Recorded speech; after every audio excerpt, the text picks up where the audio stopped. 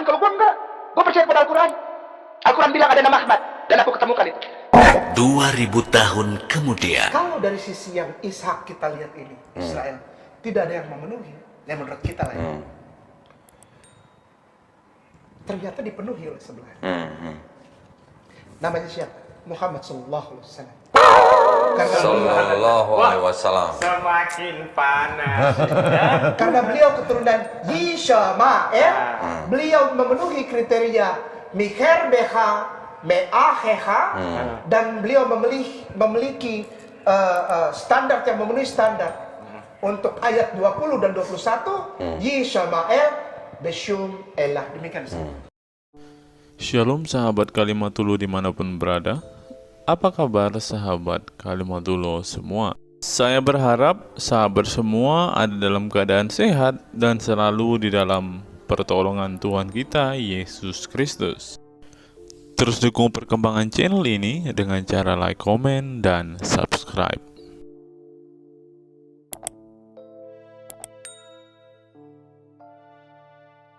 Sebelum kita masuk dan fokus membahas video kita hari ini, teman-teman, kita dengarkan kesaksian pujian dari Bang Kay dulu ya, teman-teman. Ha dazal rodai sin start. Kasih itu lemah lembut, sabar sederhana. Oh alangkah indahnya, oh alangkah eloknya, bila saudara seiman hidup dalam, langsung banyak yang nyambung. Semua saudara muslim kita pasti sepakat dengan sebuah klaim bahwa kitab mereka adalah kitab yang paling sempurna, bahkan diyakini menyempurnakan semua kitab-kitab sebelumnya. Dan saya melihat sebuah pertanyaan di suatu website milik saudara-saudara muslim kita seperti berikut ini. Sebagai sebuah contoh yang saya kutip dari About Islam, saya memberikan sebuah pertanyaan, pernahkah Al-Quran diubah? Nah, jawabannya begini. Allah telah berfirman dalam Al-Quran bahwa dia sendiri yang akan melindungi kitabnya dan sesungguhnya dia telah menepati janjinya. Al-Quran diturunkan kepada kita dengan cara yang belum pernah terjadi sebelumnya dan unik sesuai dengan aturan transmisi yang ketat. Rantai belajar mengajar melalui kontak langsung terus berlanjut secara sistematis, metodis, dan cermat hingga zaman sekarang. Al-Quran yang kita baca hari ini mengandung kata-kata yang sama persis dengan yang diwahyukan kepada Nabi Muhammad SAW lebih dari 1400 tahun yang lalu. Ini merupakan suatu kewajiban terutama jika Anda mempertimbangkan bahwa tidak ada sekelompok orang yang dapat mengatakan bahwa buku mereka tidak mengalami perubahan pada satu buku tersebut sampai generasi sekarang. Nah, seperti yang saya katakan tadi teman-teman, bahwa semua saudara muslim kita pasti sependapat dengan hal ini, bahwa Al-Quran itu tidak pernah berubah-ubah. Bahkan di situs ini, di website ini, mereka sempat mengatakan bahwa mereka tidak percaya ada kitab selain Al-Quran yang sempurna. Mereka mengatakan bahwa Alkitab sekalipun itu tidak sempurna, karena menurut mereka Alkitab banyak sekali mengalami perubahan. Pertanyaannya adalah, jika Alkitab itu tidak sempurna dan berubah-ubah, mengapa ustadz-ustadz mualaf menggunakan Alkitab untuk menubuatkan nabinya? Kalau gua enggak, gua percaya pada Al-Quran. Al-Quran bilang ada nama Ahmad, dan aku ketemukan itu. 2000 tahun kemudian. Kalau dari sisi yang Ishak kita lihat ini, Israel, tidak ada yang memenuhi, yang menurut kita lah ya. Ternyata dipenuhi oleh sebelah. Namanya siapa? Muhammad Sallallahu Alaihi Wasallam. Sallallahu Alaihi Wasallam. Semakin panas. Karena beliau keturunan Yishmael, beliau memenuhi kriteria Mikher Beha, Meaheha, dan beliau memiliki standar yang memenuhi standar. Untuk ayat 20 dan 21, Yishmael Beshum Elah. Demikian. Nah, ini adalah satu dari sekian banyak Ustadz Mualaf yang selalu mengutip-ngutip Alkitab, yang selalu mencocok-cocokkan Alkitab dengan apa yang ia imani. Ini adalah salah satu bukti bahwa benar Al-Quran memang tidak sempurna karena tidak ada nubuatan nabinya di dalam Al-Quran mereka. Hal ini dibuktikan oleh Bangkei sendiri, di mana Bangkei tidak menemukan itu, dan Bangkei mencari sumber-sumber lain, mencari kitab-kitab lain, bahkan Bangkei berusaha mencocok logikan atau menyamakan atau mencocok-cocokkan bahwa benar nubuatan Nabi Muhammad ada di dalam Alkitab. Simpelnya begini teman-teman, jika memang apa yang dikatakan saudara-saudara muslim kita tentang Al-Quran adalah kitab penyempurna semua kitab yang lainnya, masakan kitab yang sempurna tidak menubuatkan nabinya di dalam kitab yang sempurna itu? Apa pendapat teman-teman melihat keanehan ini?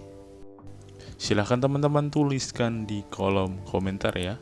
Nah, dan pada kesempatan kali ini juga teman-teman kita akan membuktikan bahwa klaim saudara-saudara muslim kita tentang Al-Quran adalah kitab sempurna yang tidak pernah berubah akan dibungkam oleh seorang profesor yang saya temukan dan juga para apologet Kristen yang akan menutup mulut ustadz-ustadz model kayak nama ini yang suka mencocok-cocokkan, yang suka menafsirkan Alkitab semaunya. Bahkan kayak nama mengatakan bahwa nubuatan nabinya ada di dalam kitab kita. Nah, untuk itu mari langsung saja kita simak paparan singkat yang akan kita dengarkan bersama-sama, dan saya yakin paparan ini dapat membungkam mulut kayak nama, terlebih membungkam saudara-saudara muslim kita yang selalu mengklaim bahwa Alkitab adalah kitab yang tidak pernah berubah, kitab penyempurna semua kitab-kitab sebelumnya. Mari langsung saja kita simak video selengkapnya. Saya katakan ayat ini tidak ada hubungannya dengan Muhammad. Biarin lah, urusan lu lebih percaya pada Targum, lu lebih percaya pada Yahudi, silakan. Kalau gua enggak, gua percaya pada Al-Quran. Al-Quran bilang ada nama Ahmad, dan aku ketemukan itu. 2000 tahun kemudian. Kalau dari sisi yang Ishak kita lihat ini, Israel, tidak ada yang memenuhi. Yang menurut kita lah ya. Ternyata dipenuhi oleh sebelah. Namanya siapa? Muhammad Sallallahu Alaihi Wasallam. Sallallahu Alaihi Wasallam. Semakin panas. Karena beliau keturunan Yishmael, beliau memenuhi kriteria Mikher Beha, Me'aheha, dan beliau memiliki standar yang memenuhi standar. Untuk ayat 20 dan 21, Yishmael Beshum Elah. Demikian. Alhamdulillah. Biarin lah, urusan lu lebih percaya pada Targum, lu lebih percaya pada Yahudi, silakan. Kalau gua enggak, gua percaya pada Al-Quran. Al-Quran bilang ada nama Ahmad, dan aku ketemukan itu. Ya, jangan dia. Yang punya hak untuk mentafsirkan Bereshit atau Torah adalah para rabai, orang Yahudi. So if we analyze, Prophet Muhammad, peace be upon him, is like Prophet Moses, peace be upon him. And Prophet Jesus, peace be upon him, is unlike Prophet Moses, peace be upon him. Furthermore, we know that Prophet Muhammad and Prophet Moses, peace be upon them, both of them, they were married and they had children. But according to the Bible, Jesus Christ, peace be upon him, he was not married and he had no children. So Muhammad, peace be upon him, is like Moses, peace be upon him, and Jesus, peace be upon him, is unlike Moses, peace be upon him.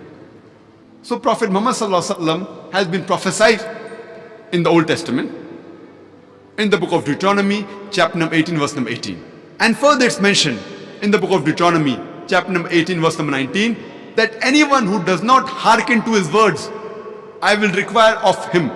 Some translations say, I will take revenge. That means anyone who does not follow this messenger to come, Almighty God will take revenge from these people. Pada hari ini yang mau saya bahas adalah mengenai di kalangan non-Kristen, ayat ini sering dipahami bukan untuk Yesus, tetapi untuk kehadiran Nabi yang lain, yaitu umat agama lain. Dalam hal ini adalah Islam. Katanya beberapa tafsiran Muslim itu adalah untuk Nabi Muhammad. Tanpa mengurangi penghormatan saya terhadap sohib-sohib Muslim saya, sahabat-sahabat Islam saya katakan ayat ini tidak ada hubungannya dengan Muhammad. Jadi kalau di mana-mana Bambang Nursena berbicara tentang original text of the Holy Bible, kita bukan untuk pinter-pinteran, tapi sambil menunjukkan kepada rekan-rekan kita bahwa original text of the Holy Bible itu masih eksis sampai hari ini. Karena itu kita tunjukkan teks aslinya. Sebab teman-teman Muslim itu setiap kali membaca teks Quran mesti tahu teks aslinya. Contohnya, kalau Jainuddin MZ berdoa, bukan berkhutbah, seperti yang dikisahkan dalam kitab suci Al-Quranul Karim yang berbunyi Bismillahirrahmanirrahim, Ya ayyuhalladzina ammanu hu anfusakum wa ahlikum nar, yang artinya selalu gitu kan. Karena itu kita tunjukkan teks aslinya. Ayat ini aslinya berbunyi dalam bahasa Ibrani, Nebi Achim Lachem Miskeret Achikem. Nebi Achim Lachem, seorang nabi di tengah-tengahmu, Miskeret Achikem, di antara Achihem, di antara saudara-saudara kalian semua. Jadi konteksnya adalah Nebi Achim Lachem, seorang nabi di tengah-tengah Bani Israel, di antara saudara-saudaramu. Miskeret Achikem, saudara-saudaramu itu siapa?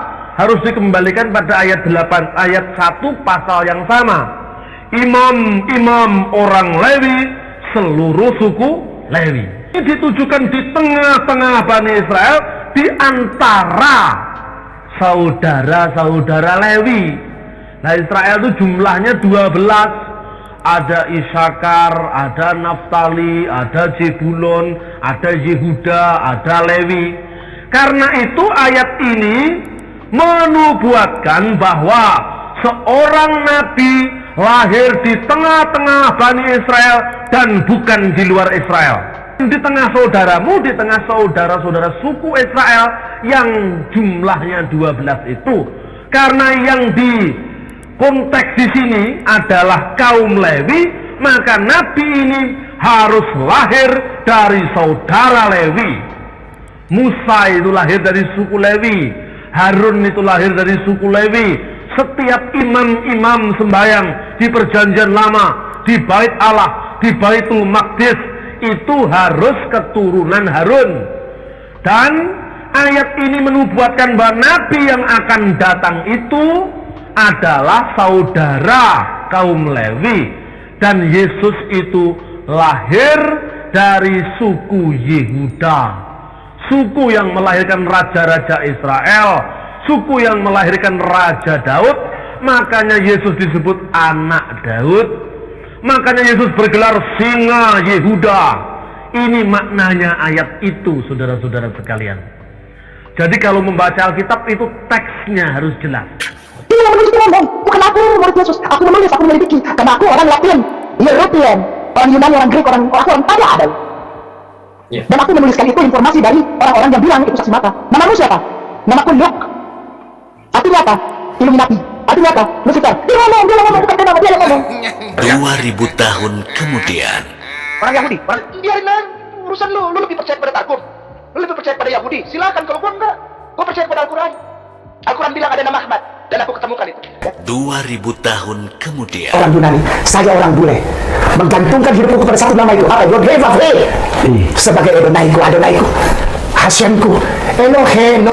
Sedangkan pengetahuan kita kan kalau Al-Quran kan sejak firman diturunkan, wahyu itu turunkan kepada baginda Rasulullah Muhammad Sallallahu Alaihi Wasallam. Belum pernah berubah satu titik pun belum.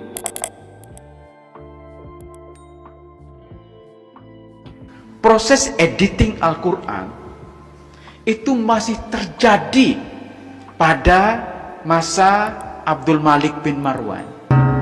jangan salah, kitab yang ada, Al-Quran yang ada di depan kita itu diproduksi tahun 1924 di Kairo. Jadi Al-Quran standar yang kita miliki itu produk tahun 1924. Kalau Anda baca kitab Ibnu Abi Daud Al-Sijistani yang berjudul Kitabul Masahif, ya, bahkan judulnya saja menarik, Kitabul Masahif. Artinya masahif itu jamak dari mushaf. Artinya lebih dari satu mushaf, ada banyak mushaf, ya. Nah, Al-Sijistani ini bercerita tentang inisiatif dari khalifah kelima dari Bani Umayyah, namanya Abdul Malik bin Marwan. Jadi Abdul Malik bin Marwan, khalifah kelima dari Bani Umayyah, bersama gubernurnya di Irak bernama Hajjaj bin Yusuf, mereka berdua membentuk satu komite untuk mengedit Al-Quran. Coba bayangkan, proses editing Al-Quran itu masih terjadi pada masa Abdul Malik bin Marwan. Proses editing Al-Quran itu masih terjadi pada masa Abdul Malik bin Marwan.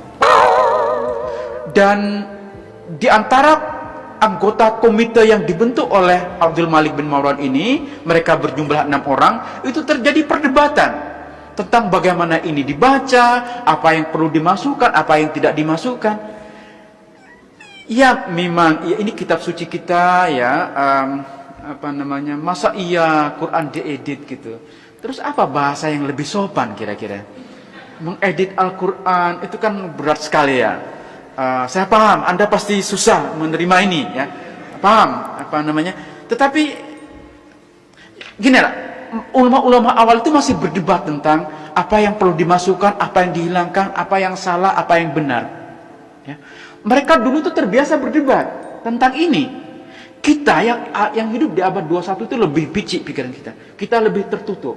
Ya. Maka Al-Quran ini sekarang menjadi kitab yang tidak mungkin kita otak-atik. Jadi ketika saya pernah nulis di Jotan tentang rekonstruksi surah Al-Kafirun, itu heboh, mengotak-atik Al-Quran. Padahal yang saya lakukan itu penelitian ilmiah. Itu berdasarkan teks-teks kuno Al-Quran yang sekarang ditemukan di berbagai belahan dunia. Betul.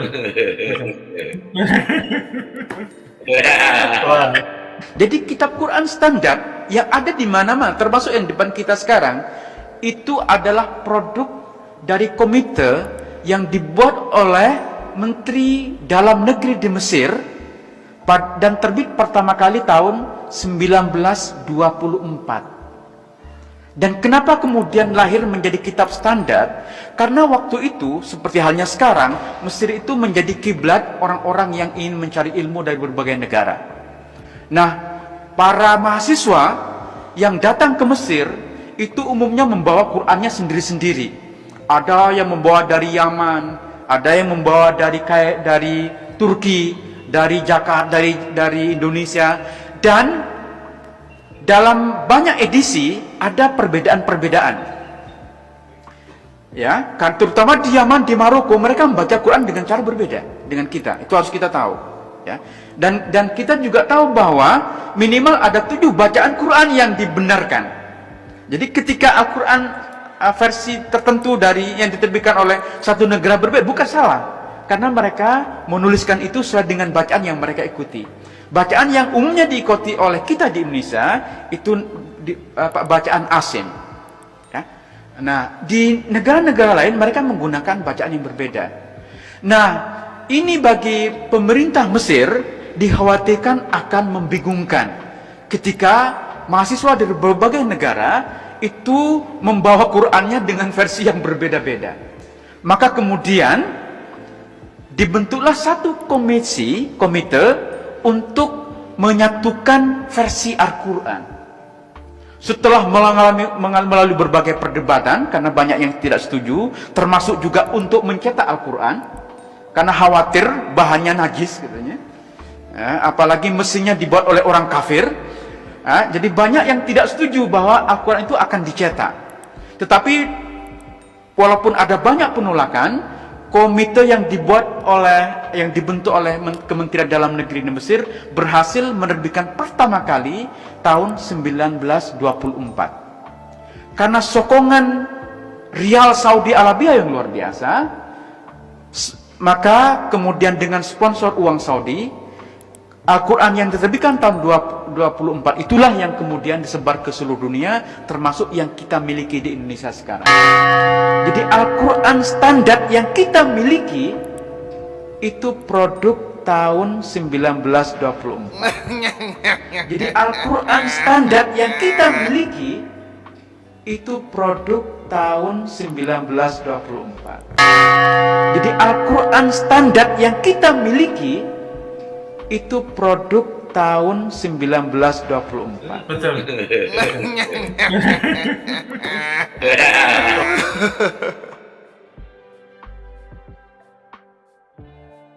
Sebenarnya wanita ini nggak dipoligami di dunia ini, di akhirat pun mereka akan dipoligami, ya kan? Nih ibu-ibu harus tahu nih, walaupun istri suami anda di dunia nggak mempoligami anti, di surga nanti, andai kata dia penduduk surga, dia akan poligami nanti. Ya, bahkan dalam beberapa riwayat disebutkan sebagai penduduk surga, istrinya dalam surga berapa? 70 orang dari bidadari selain istri. Insya Allah. Di dunia baru ngomong mau nikah aja udah lempar piring, udah terbang piring dari dapur. Ya. Di surga nanti suami anti punya bidadari 70 orang bidadari. Kalau gitu Ustaz, nggak maulah masuk surga, di dunia poligami, di akhirat pun nggak di surga pun poligami. Ya, terserah, kalau nggak mau masuk surga berarti masuk neraka. Ya kan?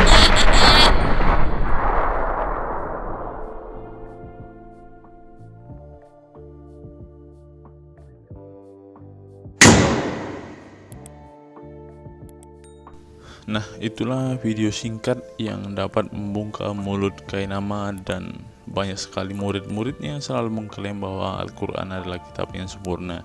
Dalam hal ini kita menemukan bahwa Al-Quran pernah diubah dan pernah diedit seperti yang dikatakan oleh profesor tadi, teman-teman. Apa pendapat teman-teman setelah menyaksikan video ini? Kiranya video ini bisa menambah wawasan dan bisa menambah informasi untuk teman-teman. Kita kutip dalil di Liputan 6, teman-teman. Quraisy Shihab mengatakan, tolong jangan pilih ustadz yang suka memaki.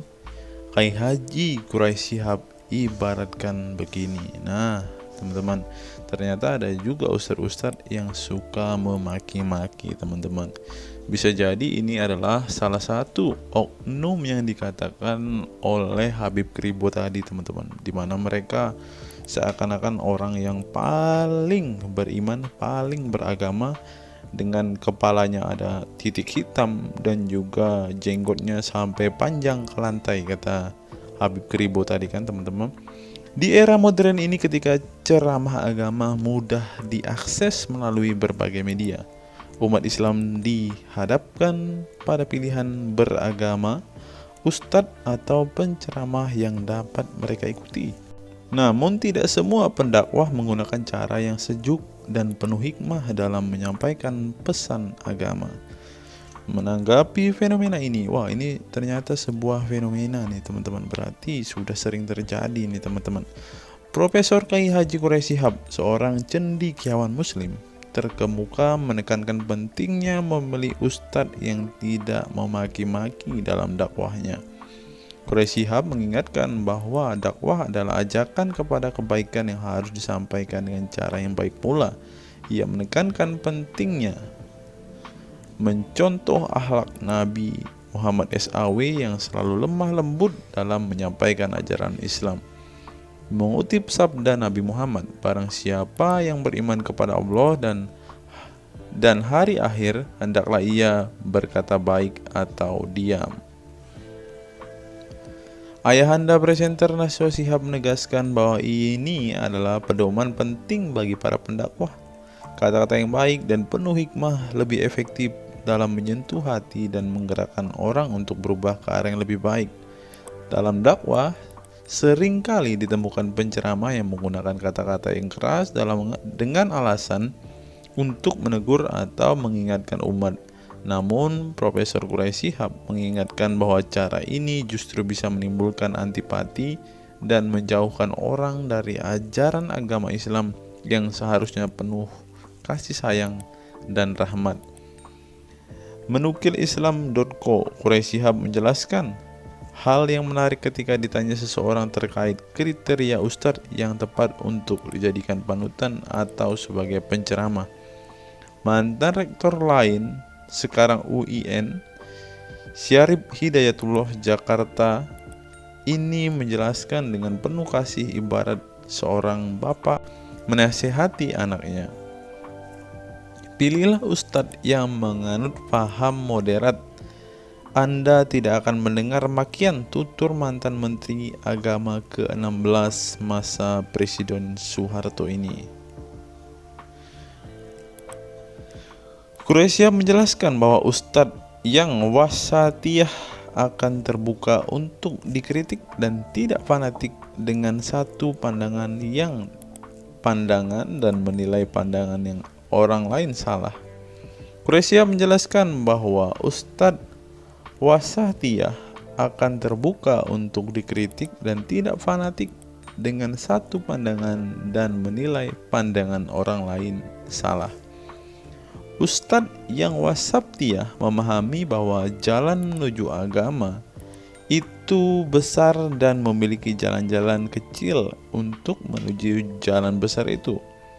Karena dalam rincian ajaran agama yang Tuhan tanyakan adalah hasilnya, misalnya 5 tambah 5, 10, tapi bisa juga 7 tambah 3 lanjutnya. Salah satu ciri ustadz yang wasatiyah menurutnya adalah berpengetahuan luas.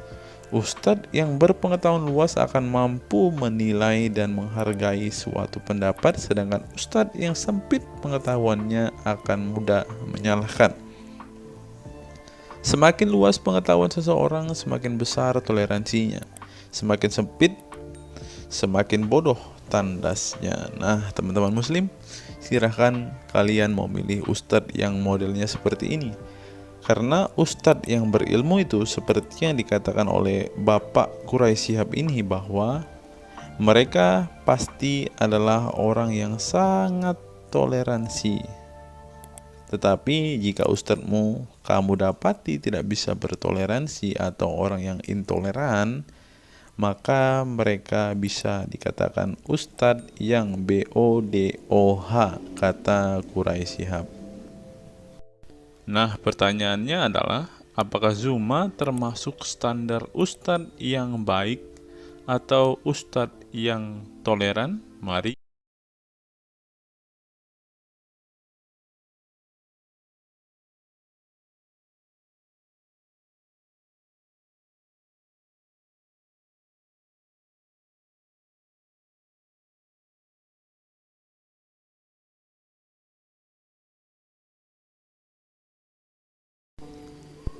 Google, mengapa Rasulullah disebut sebagai nabi penutup? Apa alasannya? Alasannya mengapa Nabi SAW disebut Rasul terakhir adalah karena Allah SWT telah menunjukkan langsung sebagai penutup para nabi dan rasul. Hal ini tercantum dalam Al-Quran yang merupakan firman Allah. Di sini dituliskan, mengapa Muhammad atau Nabi SAW disebut Nabi terakhir? Mari kita baca ya. Katamul Anbiya merupakan salah satu julukan Nabi Muhammad yang berarti penutup para nabi, sesuai dengan firman Allah SAW dalam surat Al-Ashab ayat 40 yang berbunyi, artinya Muhammad itu sekali-sekali bukanlah bapak dari seorang laki-laki di antara kamu, tetapi dia adalah Rasul Allah dan penutup nabi-nabi, dan adalah Allah Maha mengetahui segala sesuatu. Nabi Muhammad SAW merupakan nabi terakhir yang Allah utus untuk menyempurnakan agama-agama sebelumnya. Al-Quran merupakan kitab Allah yang menyempurnakan kitab-kitab sebelumnya. sehingga tidak perlu ada kitab lain karena Al-Quran merupakan kitab Allah yang menyempurnakan kitab-kitab sebelumnya, sehingga tidak perlu ada kitab lain karena Al-Quran sebagai kitab terakhir. Maka dapat diartikan bahwa tidak ada lagi Nabi setelah Nabi Muhammad SAW. Nabi Muhammad SAW sebagai Nabi terakhir juga didukung dengan dalil lainnya, yaitu surat Al-Sab 61 ayat 6. Dan ingatlah ketika Isa bin Maryam berkata, "Hai Bani Israel, sesungguhnya aku adalah utusan Allah kepadamu, membenarkan kitab sebelumku, yaitu Taurat, yang memberikan kabar gembira dengan datangnya seorang rasul yang akan datang sesudahku yang namanya Ahmad dalam tanda kurung Muhammad." Menurut Syekh Al-Zairi dalam kitab Al-Jawahir dan Al-Qalamiyah, alasan kenapa Nabi Muhammad SAW dijadikan Nabi terakhir adalah hikmah terputusnya para Nabi itu untuk menyeru umat manusia agar beribadah kepada Allah, menunjukkan mereka ke jalan yang lurus dalam urusan kehidupan duniawi dan ukhrawi, memberitahu kepada mereka tentang hal-hal yang tidak dapat dicapai oleh penglihatan mereka, dan memberitahu keadaan yang pemikiran mereka belum sampai, dan menetapkan dalil yang meyakinkan serta menghilangkan syubhat keserupaan yang tidak benar. Adapun hubungan dakwah Nabi Muhammad SAW dengan nabi-nabi terdahulu ialah terbangun atas dasar sebagai penguat dan penyempurna dakwah nabi-nabi sebelumnya. Oleh karena itu, semua para nabi selalu dibangun atas dasar dua pondasi utama, yaitu akidah, syariat, dan akhlak. Dari segi kaidah, dari segi akidah, semua ajaran yang dibawa oleh para nabi mulai dari Nabi Adam alaihissalam sampai Muhammad SAW adalah sama. Tidak ada beda antara nabi satu dengan nabi yang lainnya. Semuanya mengajarkan keimanan terhadap keesaan Allah SWT, yaitu dengan membersihkan dari segala sifat yang tidak layak baginya, dan mengimani adanya hari kiamat serta adanya surga dan neraka. Maka dari itu, semua para nabi menyerukan kepada kaumnya masing-masing antara dasar iman kepada Allah, dan semua para nabi setelahnya saling membenarkan ajaran yang telah dibawa oleh para nabi sebelumnya. Adapun dari segi syariat yang mengatur tatanan kehidupan masyarakat dan individu terhadap perbedaan dalam metode dan kuantitasnya antara satu nabi dengan yang lain. Hal itu disebabkan karena syariat tersebut dalam ranah pelaksanaan, bukan sebuah pengabaran seperti akidah. Perkembangan zaman dan perbedaan bangsa yang satu dengan bangsa yang lainnya turut mempengaruhi syariat mereka satu sama lain. Diutusnya satu nabi itu adalah khusus untuk umatnya pada waktu itu, bukan umum untuk semua manusia. Sebuah hukum syariat terbatas dalam ruang lingkup yang sempit sesuai dengan umatnya pada waktu itu secara khusus. Nah, dari bagian pertama ini kita mengetahui teman-teman mengapa Rasulullah ini dikatakan sebagai nabi penutup, karena Rasulullah juga mengajarkan kepada keesaan Allah, teman-teman. Nah, seperti yang terus di sini. Semuanya mengajarkan keimanan terhadap keesaan Allah SWT, yaitu dengan membersihkan dari sifat segala yang tidak layak baginya dan mengimani adanya hari kiamat dan adanya surga dan neraka. Salah satu alasan mengapa Rasulullah disebut sebagai nabi penutup adalah ini, teman-teman. Mari kita lihat fakta berikutnya. Menurut kumparan, teman-teman, alasan mengapa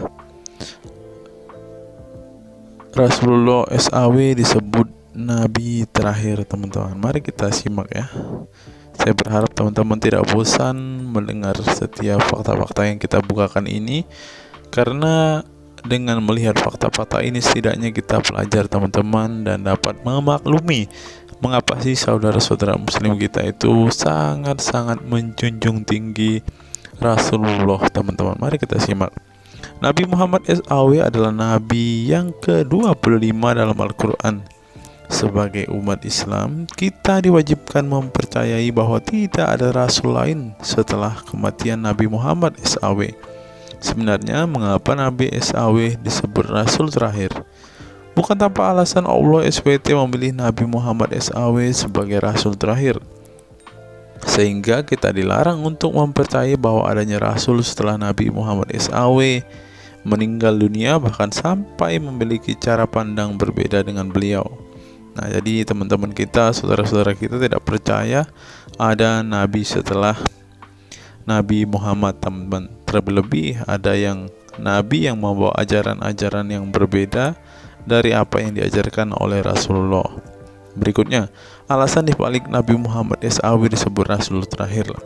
Nabi Muhammad SAW ditunjuk menjadi Rasul terakhir Allah SWT dan mendapatkan Al-Quran yang merupakan kitab sempurna dari kitab-kitab sebelumnya. Nah, mereka percaya juga kitab mereka adalah kitab yang paling sempurna, karena kitab-kitab sebelumnya tidak sempurna, maka disempurnakan oleh Al-Quran, teman-teman.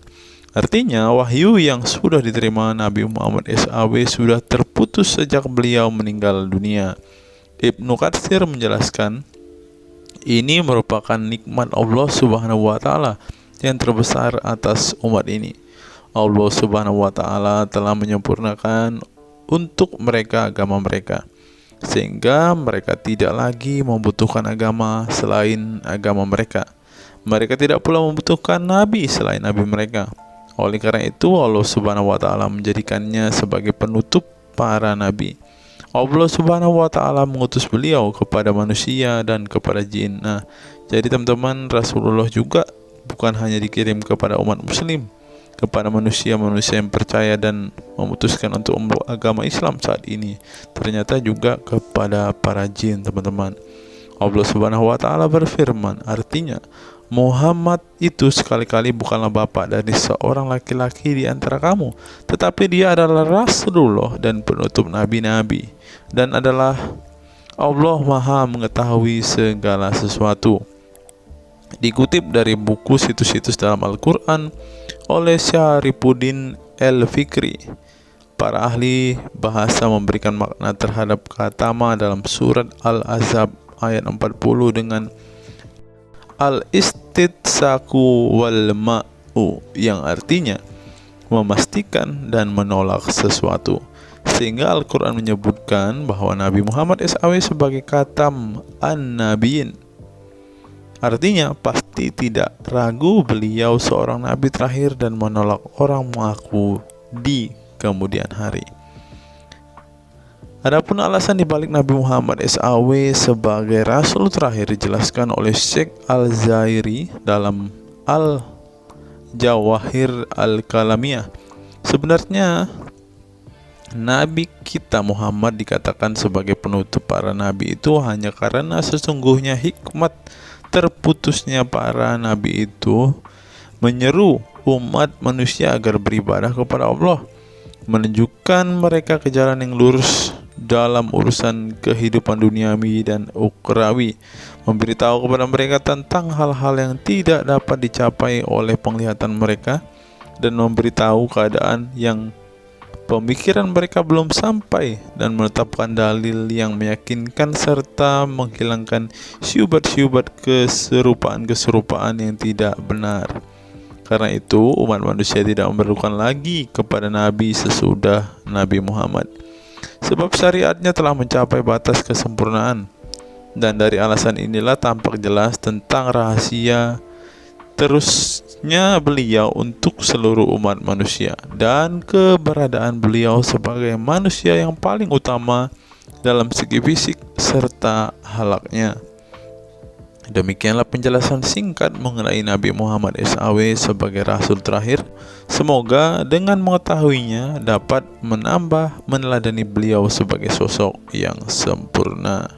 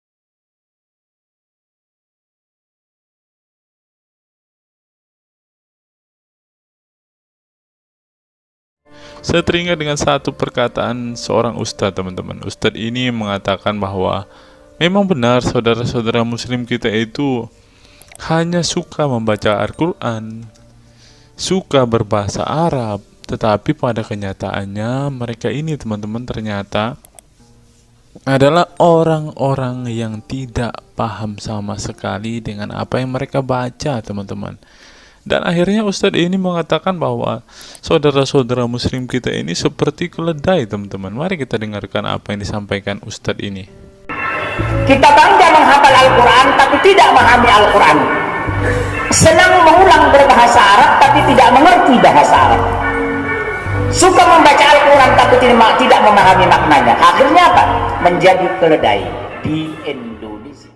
Tidak sampai di situ saja, teman-teman. Menurut NU Online, seperti yang disampaikan oleh Gus Baha, ingin umat Islam banyak baca Al-Quran meski tak paham maknanya. Teman-teman bisa baca sendiri ya judul artikel ini. Artikel ini mengatakan seorang Gus ingin umatnya itu semua umatnya dia ingin bahwa mereka harus mau dan rajin membaca Al-Quran, teman-teman. Walaupun ya pada kenyataannya apa yang mereka baca mereka tidak ketahui. Apa yang mereka baca mereka tidak tahu maknanya, teman-teman. Mari kita dengarkan dan lihat apa isi dari artikel yang diransir oleh NU Online ini, teman-teman. Jakarta, NU Online. Rais Syuriah Pengurus Besar Nahdlatul Ulama PBNU Kiai Haji Ahmad Bahaudin Nur Salim yang biasa dikenal dengan Gus Baha mengingatkan umat muslim atau umat Islam untuk memperbanyak membaca Al-Quran meski tidak memahami maknanya. Waduh, gak bahaya kah ini? Ustadznya mengatakan harus baca saja Al-Quran walaupun tidak paham. Wah, bisa-bisa umat Islam jadi keledai se-Indonesia nih, seperti yang dikatakan Ustadz yang barusan tadi. Karena semuanya disuruh baca, disuruh hafal, tidak peduli tahu atau tidak arti dan maknanya. Aduh, bagaimana ini, teman-teman? Sebagai kitab suci, Al-Quran harus lebih dekat dengan umat Islam. Cara mendekatinya bisa dengan mempelajari dan memahami kandungan Al-Quran atau membacanya.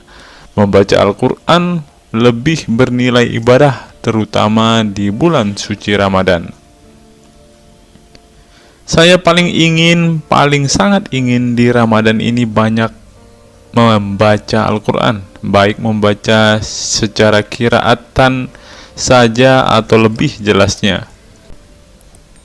Sebagaimana dikutip NU Online dari akun YouTube Santri Gayeng. Menurut Gus Baha, membaca Al-Quran tidak harus menunggu paham arti dan tafsirnya. Sebab membaca Al-Quran dari huruf ke huruf sudah bernilai ibadah. Meskipun seorang yang membacanya itu tidak paham arti dan maknanya. Terlebih ketika membaca dan kemudian menjadikan isi Al-Quran sebagai bimbingan hidup.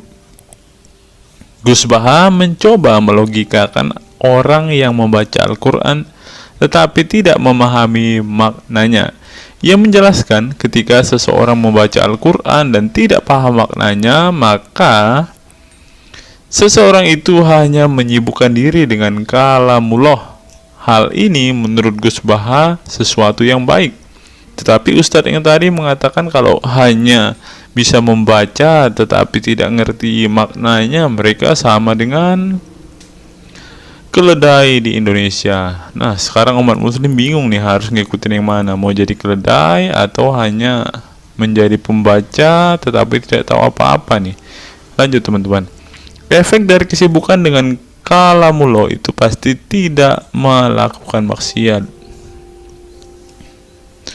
Tetapi kalau kita melihat ya, kalau ada satu contoh kasus yang terjadi di pesantren kemarin kan, teman-teman, di artikel yang kita baca sebelumnya, bahwa kejadian atau hal yang bersangkut paut dengan maksiat ini terjadi di dalam pondok pesantren, teman-teman. Bagaimana ini Gus Baha? Kalau Anda mengatakan bahwa ketika orang sibuk dengan membaca Al-Quran dengan kesibukan membaca kalamullah dan bisa terhindar dari melakukan hal-hal maksiat, tapi kok di pondok pesantren malah terjadi maksiat nih Gus Baha, bagaimana ini? Lanjut, saya beri contoh, meskipun membaca saja dan tidak paham artinya, itu tetap baik. Ada orang yang semalaman itu duduk bersama keluarga, ngobrol ringan tentang masa lalu, cerita lucunya atau lucunya anaknya. Pada malam itu ditulis oleh malaikat bahwa keluarga ini tidak maksiat, tidak dugem, tidak narkoba, dan tidak ke tempat maksiat, jelasnya. Gus Baha mengatakan keberkahan dari seorang muslim atau muslimah menyibukkan diri bercengkrama bersama keluarga, asik guyon dengan teman dan tetangga adalah tidak melakukan maksiat dan tidak macam-macam, apalagi jika saat itu membaca Al-Quran.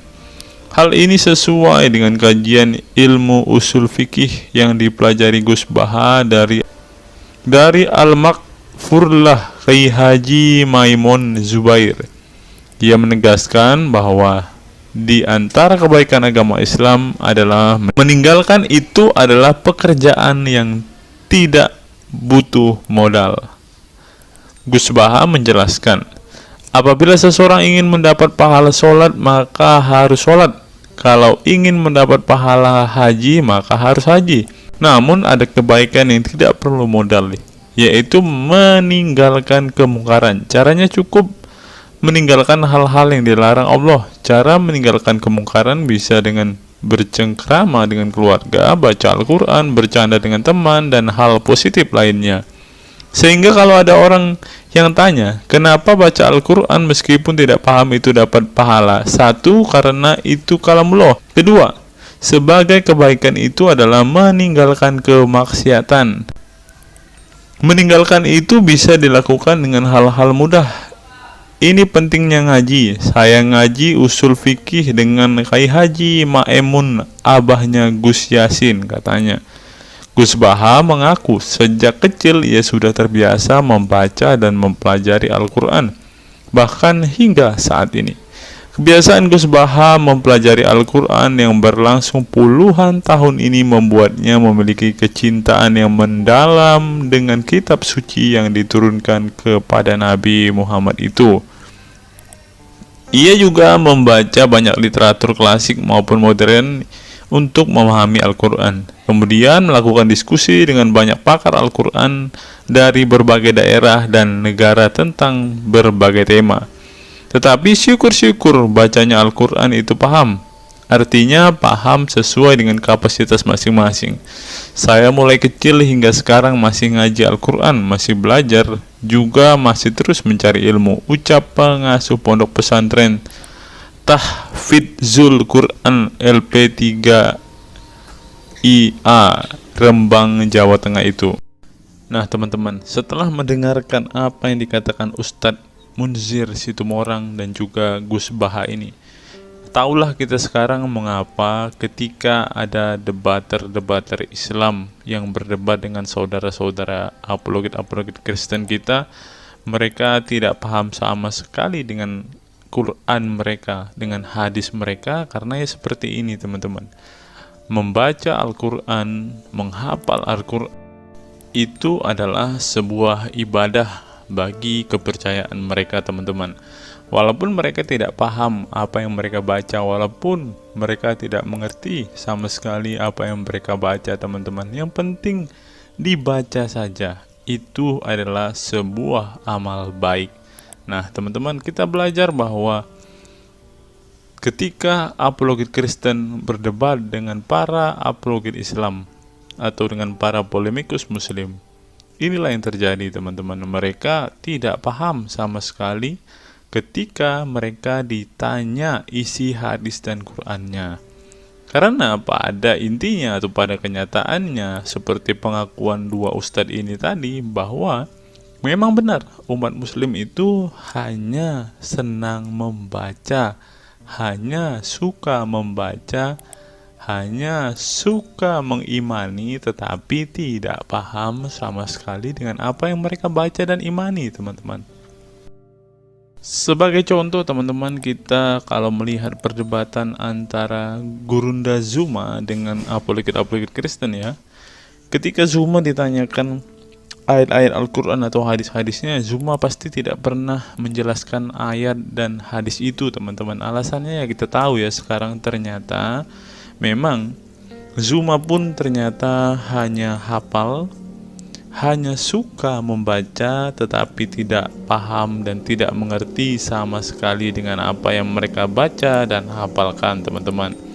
Ya, jadi kita bisa ambil kesimpulan bahwa orang-orang model seperti ini sama seperti keledai di Indonesia, seperti yang diungkapkan oleh Ustadz Munzir Situmorang tadi, teman-teman.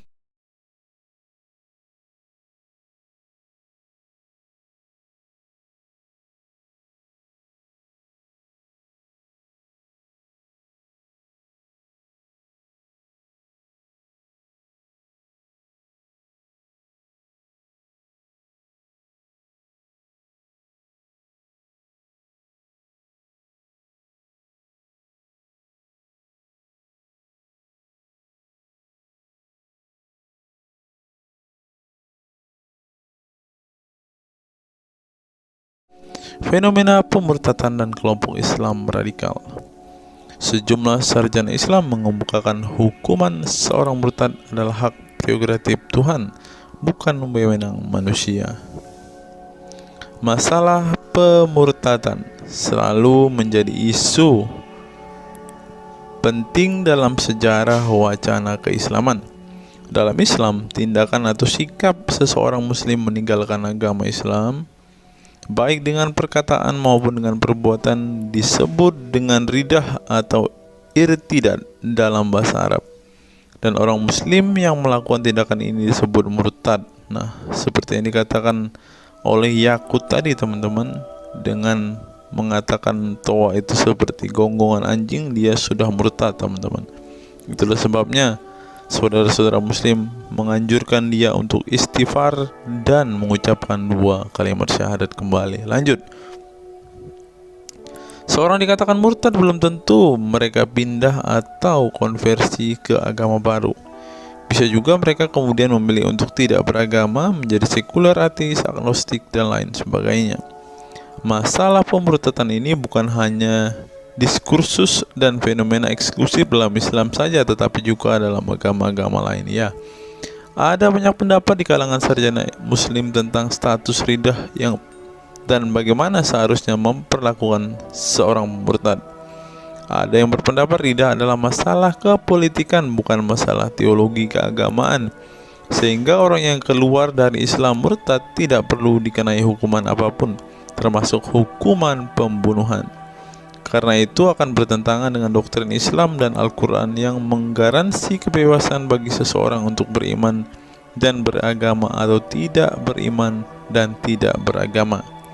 Bagi mereka, sejarah hukuman pembunuhan bagi orang-orang yang keluar dari Islam lebih mengacu pada fenomena dan alasan sosial politik belaka.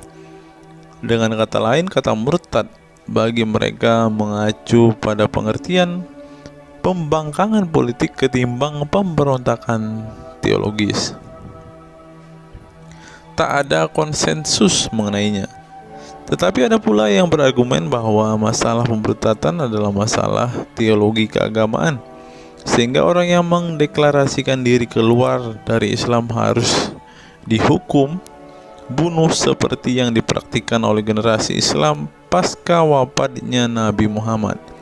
Menariknya, sejumlah sarjana Islam terkemuka, baik klasik maupun kontemporer, baik Sunni maupun Syiah, sebut saja seperti Muhammad bin Ahmad al-Saraki, Abu al-Walid al-Baji, Ibrahim al-Naqi, Ibnu al-Human, Buharuddin al-Mahinani hingga al-Aligoma, Husin Ali Mutazir, Zafir Ahmad Gamidi, dan Torik Ramadan menyatakan tidak ada konsensus dari para ulama tentang hukuman bunuh bagi seorang murtad.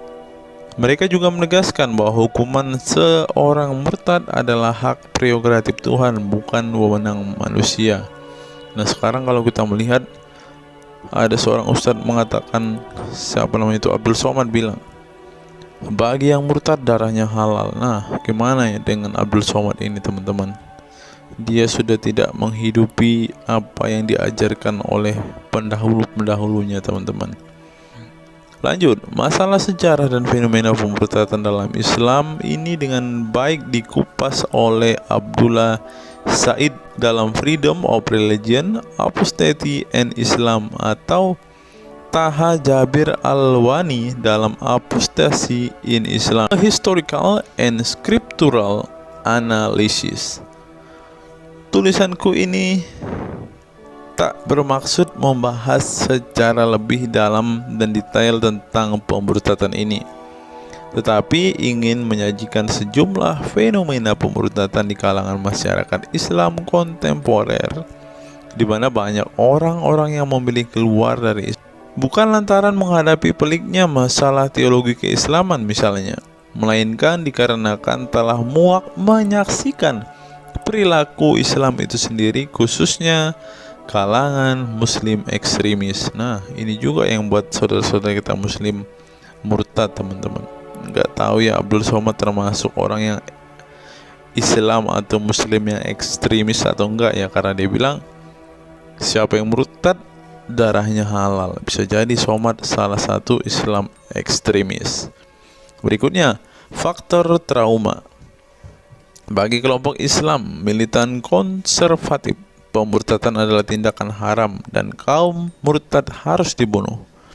Tetapi mereka tidak menyadari bahwa banyak kaum Islam yang memilih menjadi murtad justru karena mereka trauma dengan perilaku brutal kelompok radikal Islam itu sendiri. Lihat misalnya penuturan sejumlah mantan muslim dalam buku Living Islam, Apostate Speak Out, yang diedit oleh Ibnu Warak, nama samaran seorang pensiunan Islam kelahiran Rajkot, India. Dalam buku yang sangat provokatif ini, sejumlah ex-muslim bersuara keras memberi kesaksian tentang kebobrokan perilaku kelompok muslim radikal di negara-negara yang mayoritas berpenduduk muslim seperti Pakistan, Bangladesh, Aljazair, Iran, Afghanistan, dan lain sebagainya. Para penulis buku ini sebelumnya merupakan para sarjana aktivis muslim yang taat saleh sampai akhirnya mereka menyaksikan momen-momen mengerikan dalam hidup mereka hingga akhirnya mereka menyatakan goodbye pada Islam. Lihat teman-teman, mereka ini adalah saksi keekstriman Islam, teman-teman. Kini mereka memilih menjadi Kristen, agnostik, ateis, humanis, sekularis, free thinker, dan lain sebagainya. Setelah mendeklarasikan dari emoh pada Islam, mereka kemudian pada umumnya memilih tinggal di Barat, khususnya Amerika Serikat, Kanada, Eropa Barat, dan Australia. Karena kalau mereka tinggal di Arab ya pasti dipenggal, teman-teman. Sebagai suaka baru mereka dengan pertimbangan satu, masalah ketidakamanan jika mereka tinggal di negara asal mereka, sebab seorang yang pindah agama dihukumi murtad dan mereka itu bisa dibunuh. Nah, benar apa yang saya katakan tadi kan, teman-teman. Yang kedua, lantaran di Barat ada jaminan soal kebebasan beragama. Nah, kalau di negara asal mereka hanya satu agama, teman-teman. Kalau mau meluk agama lain ya siap-siap dipenggal karena darahnya halal. Inilah ajaran Islam yang asli. Berikutnya, buku yang ditulis oleh kaum murtad ini penting untuk disimak sebagai kritik tajam atas tindakan radikalisme agama yang dilakukan oleh,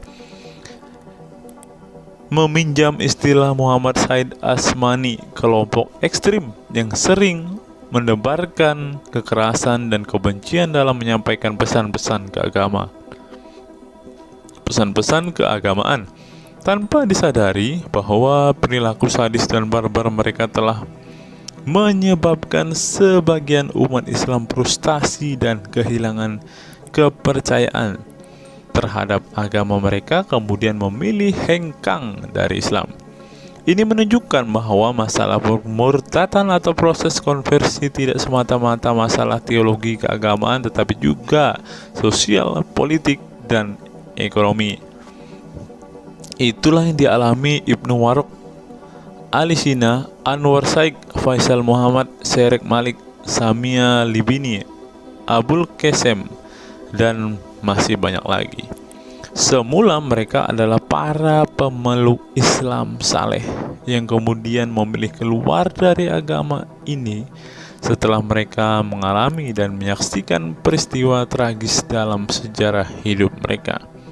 Simak misalnya penuturan Ali Sina dalam Why I Live Islam, My Passage from Faith to Enlightenment. Ali Sina yang masih keturunan Ayatollah Iran ini menuturkan pengalaman getir hidupnya menyaksikan serangkaian horor di negaranya Iran. Dia mengatakan sejak Ayatollah Khomeini berhasil menggulingkan diktator Shah Reza Pahlavi pada tahun 1979, segera ia mengganti ideologi sekuler negara dengan ideologi Islami yang tunduk sepenuhnya pada otoritas Khomeini. Masih menurut Ali Sina, alih-alih ingin menegakkan kedaulatan dalam praktiknya, yang terjadi justru penegak kedaulatan Khomeini, di mana melalui agen rahasianya yang bernama Saza Mene Ate Laat Fa Amniate Keskharar, yang disingkat Sefak, dia dan para pendukungnya menghancurkan siapapun yang tidak mau tunduk pada otoritas politik keagamaannya, termasuk bekas sekutunya. Maka pada saat Imam Khomeini berkuasa, kata Sina, nyawa pun menjadi sangat murah. Ribuan orang Irak dibunuh sebagai efek perang teluk antara Iran-Irak. Ribuan pengikut Bahai Faith disiksa dengan tuduhan murtad, dan ribuan penduduk Iran yang menolak otoritas politik dan agama sang imam dipenjara. Nasib kaum perempuan lebih tragis lagi. Sebelum dibunuh, mereka diperkosa oleh tentara syariat dengan alasan sebagai imbalan pembangkangan kepada sang ayatollah sekaligus tiket menuju surga. Ngeri teman-teman, tiket menuju surga. Peristiwa tragis semasa rezim Khomeini ini membuat Ali Sina trauma dan kehilangan kepercayaan terhadap Islam sehingga ia memilih murtad. Sekarang ia mendirikan Faith Freedom Foundation untuk mengadvokasi orang-orang yang ingin meninggalkan Islam. Selain Ali Sina, pengalaman getir juga dialami oleh Abul Qasem Bangladesh, Serek Malik Pakistan, Anwar Saik Pakistan Bertain, Nadia dari Maroko, Samia Libina dari Tunisia, Azad dari India, dan masih banyak lagi. Setelah mengalami dan menyaksikan sejumlah peristiwa tragis kekerasan agama yang dilakukan kaum muslim radikal di negara mereka, mereka kemudian hijrah ke iman yang baru. Memang tidak bisa dipungkiri di negara-negara berbasis Islam itu telah terjadi sejumlah peristiwa sadis yang dilakukan sekelompok rezim muslim militan dan kaum radikal agama demi ambisi politik kekuasaan mereka. Atas nama agama dan penegakan syariat Islam, mereka melakukan serangkaian teror dan kekerasan terhadap kelompok minoritas dan lawan-lawan politik agamanya. Penulis perempuan Mesir Bad Yeor telah menunjukkan dengan baik sebagian dari sejarah gelap radikalisme kelompok militan konservatif terhadap kaum minoritas ini dalam buku The Decline of Eastern Christianity Under Islam from Jihad to Dhimmitud. Dalam buku ini, dia berpendapat bahwa konsep dhimmi, khususnya Kristen dan Yahudi yang secara literal mengacu pada definisi protected people, orang-orang yang dilindungi, dalam realitasnya justru menjadi kelompok yang diperas, dieksploitasi karena di samping dipaksa membayar pajak pada pemerintah, mereka tidak pernah menikmati hak-hak sipil sebagai warga negara. Di negara-negara berbasis syariat Islam, mereka memang menjadi warga negara kelas 2, kalau bukan malah tidak berkelas lagi. Wah. Tidak hanya non-muslim saja, kaum muslim yang kebetulan berseberangan dengan ideologi dan aliran keagamaan rezim penguasa, baik rezim Sunni maupun Syiah, juga mendapat perlakuan kejam dan diskriminatif. Sebagian dari kaum muslim yang dizolimi oleh rezim Islam ekstrem ini masih bertahan memeluk Islam. Tetapi sebagian lain lebih memilih kabur ke negeri lain dan emoh memeluk Islam lagi. Ilustrasi di atas merupakan peringatan keras sekaligus memberi pelajaran berharga bagi umat Islam. Dengarnya saudara-saudara Islam, khususnya kelompok muslim militan konservatif yang selama ini getol berdakwah dengan cara-cara kekerasan dan intoleran. Perilaku brutal dan aksi-aksi kekerasan yang mereka lakukan tidak hanya menyebabkan simpati publik terhadap kaum muslim merosot atau melorotnya tingkat kepercayaan publik terhadap Islam sebagai agama damai, toleran, pluralis, dan rahmatan lil alamin.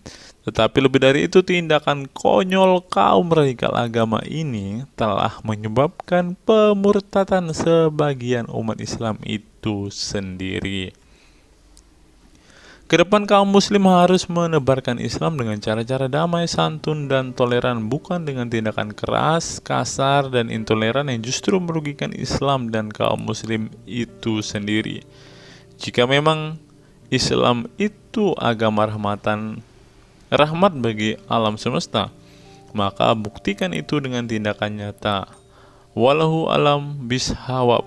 Nah, itulah fakta-fakta yang bisa saya sampaikan pada kesempatan hari ini, teman-teman. Kiranya fakta-fakta ini dapat membuat kita semua sebagai umat Kristen semakin bersemangat berdoa, terlebih memberitakan Injil kepada saudara-saudara muslim kita yang benar-benar rindu, yang benar-benar ingin dan haus mendengarkan kabar baik, teman-teman. Karena Alkitab memang mengatakan ada orang-orang yang hatinya sudah tertutup untuk Injil dan mereka tidak akan pernah mendengarkan kabar baik itu. Bagi saudara-saudara muslimku, segeralah murtad, karena sesuai dengan apa yang kita bacakan hari ini, banyak sekali fakta-fakta yang di luar nalar yang bisa menjadi alasan kalian untuk meninggalkan agama Islam. Apa pendapat teman-teman setelah menyimak video ini? Silahkan tuliskan komentar waras teman-teman di kolom komentar video ini, agar banyak orang semakin waras dan semakin sadar bahwa hanya Yesuslah satu-satunya Tuhan dan Juru Selamat. Hanya Yesuslah satu-satunya yang menyediakan surga bagi setiap orang yang percaya kepadanya. Salam waras, salam sadar. Sampai bertemu di video-video kita berikutnya. God be with you all.